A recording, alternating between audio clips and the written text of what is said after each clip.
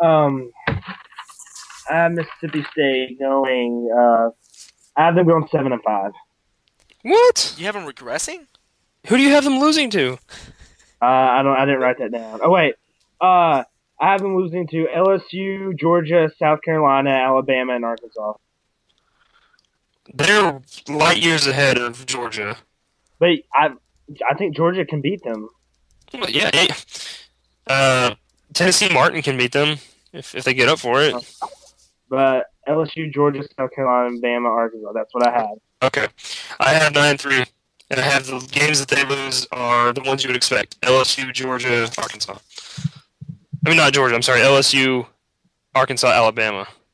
No, whoa, whoa. Okay, hold on a second. Hold the phone. Hold the phone. This is where you know how everybody has their one crazy feeling. Yeah. Okay, I had one about this one. And now this is gonna sound really weird, but actually, I agree with Joe's or with Tanner on that with Georgia winning because it's at Georgia, but I have Alabama losing to Mississippi State. That makes sense. I mean, that makes complete sense. Yeah, because it's at Starkville. Starkville's a really hard place to play. I mean, you know, Well, Starkville's hard. The cowbells, bro. every It, every every venue here except for Ole Miss and Vanderbilt are very hard to go in and win. yeah, and I have Alabama actually showing up and losing to Mississippi State. I have that happening. Geez, that's a decent. Would you That's a guys kind of think that's viable? Yeah, I mean, I know you agree, Joseph. What do you think, Man, Tanner? I can Miss. see it happening. I mean, it's like saying Georgia beating Mississippi State. It's like saying Mississippi State beating Alabama, which is highly likely. I But just said Georgia would beat Mississippi State. Because I I mean, know, but no, that's why I'm just putting that Okay. as like some sort of a yeah. comparison. I mean, well, what week does this game played? This is in, let me look, the third to last week. Third to last week. Yeah. Okay. Well, I was gonna say, well, if it was early in the season, maybe the intimidation factor hasn't dropped in on Mississippi State yet. Because if you look back last year when they played Auburn, like nobody knew They how good kept, Auburn was. It was 17-14. yeah, Mississippi that's true. State played with nobody. Nobody kept Auburn that low for That's like the true. rest That's of the season. exactly right. And I think Mississippi State, Dan Mullen's got him in the right direction, and I have them pulling up this major upset on Alabama. That would be cool to see. That would be It very cool to would, see. and I see it. I'm calling it, bro, right here on the record. All right. Okay, But moving yeah, on. I have I have in third place in the SEC West the LSU Tigers Let me at, see that. at 9-3. I have them finishing. I have them at 9-3 also. Yeah, I have them finishing ahead of Mississippi State because of conference record. Because they're gonna, I think they'll beat Mississippi State. So it'll be 6-2 in the SEC. 9-3 overall. I have them losing to Oregon, Alabama, and you have Arkansas. them losing to That's Oregon. what I had also, Yes, I do. Dave. I do. I had the same exact one. I Yep. can't see them lose to Oregon I think they can. will. because I think hold on. This is my thing. The one time Oregon plays an SEC school and they don't even have an impressive defense. They played Auburn last year in the national champion. Auburn has a poop defense.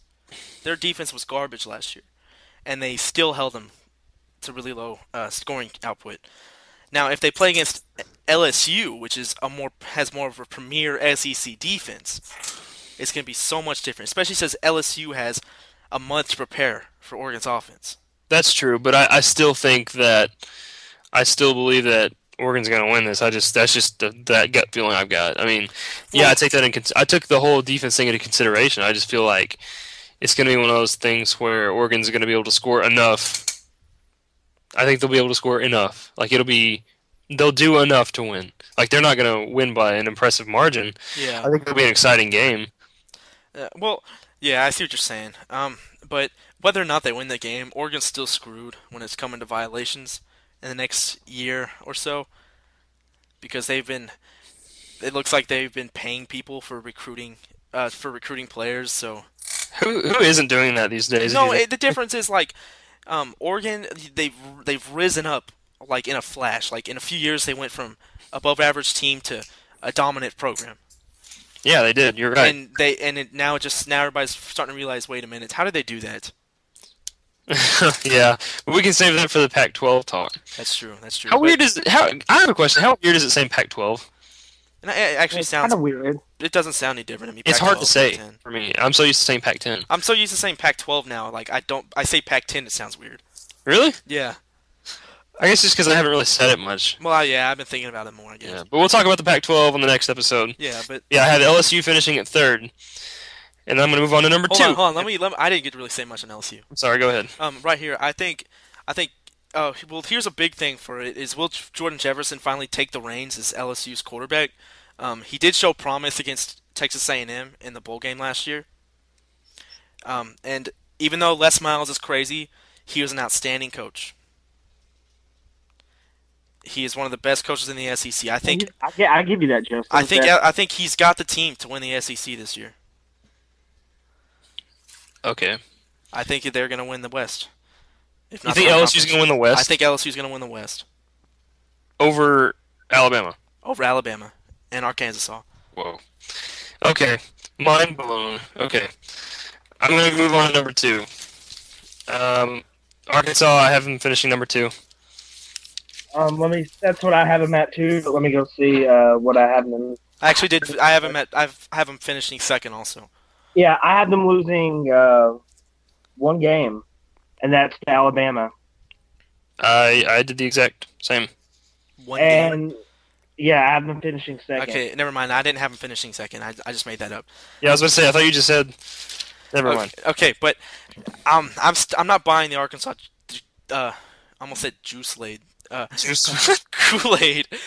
Juice laid. Yeah, I'm not buying the Arkansas Kool-Aid just because of the fact that Ryan Mallett is gone. That's your only reasoning? No. It's not my only reasoning. But a change in quarterback is a much bigger thing than people think. Like, okay, this offense has been great these past 2 years because Ryan Mallett can make throws nobody else in the world can make because he is like an artillery cannon wearing a uniform. Yes, he is. And so, like, if you just watch every game, you see these ridiculous, like, 30-yard bullets in between two guys. You're like, holy cow. Nobody else can make this throw. And so you think of that. Tyler Wilson's a great quarterback, but he's nowhere near where he's nowhere near what Ryan Mallett was. And But so, does he have to be? That's what I'm does he saying. have to be? No, he doesn't have to be Ryan Mallett. I think he does because look Oh, at he the SEC. It's a defensive-minded conference. Okay. Why I say he doesn't have to be is because Tyler is going to have all year what Ryan Mallett only had the last 6 games of the season, and that's Niall Davis. We're going to be able to. Tyler's going to be able to get the points on the board, and then he's going to hand it off to Niall to finish the game off. Which, if you look at Alabama, we would have beat Alabama had we had Niall playing like he did when he played against LSU or when he played against Ole Miss. I 100% agree with you. Yeah, Ryan Mallett didn't have the Niall Davis the first half of the season that Tyler Wilson has now. That takes more pressure off of the passing game when you've got a guy that can light it up and put up 150 yards a game. Because, but hold on, you don't know if he's going to repeat the same success. No, hold on. I do agree with you. He's a great running back. I have changed my mind on him. I have thought about it more. He is an outstanding running back, but you don't know if he's going to be able to repeat it. Like you look at Trent Richardson. He has that outstanding year his freshman year, but then he couldn't do the same stuff he did he couldn't do the same stuff he did then that he was He couldn't do the same stuff he did his freshman year last year. It just didn't happen. He just couldn't do it. But what I'm saying is just from the way Niall ended his season, like I see it being able to happen again because Niall's young. That's true. Niall just turned 18. Did you guys know that? Like he just turned 18? Yeah. He's a humongous 18-year-old. I know, I couldn't believe it. Actually, I think he just turned 18 or just turned 19. Yeah, there's no way he just turned 18, dude. He's like a redshirt sophomore. He's just super young. Like he just turned 19, I think is what it was. He was 18 when he was doing all that stuff last year. Huh. Well, this is okay. Wait, I have something to say that I want to say earlier. Okay, Chase, you know how you brought up the whole handing it off to Niall during the Alabama game and it went the other way? Yeah. Okay.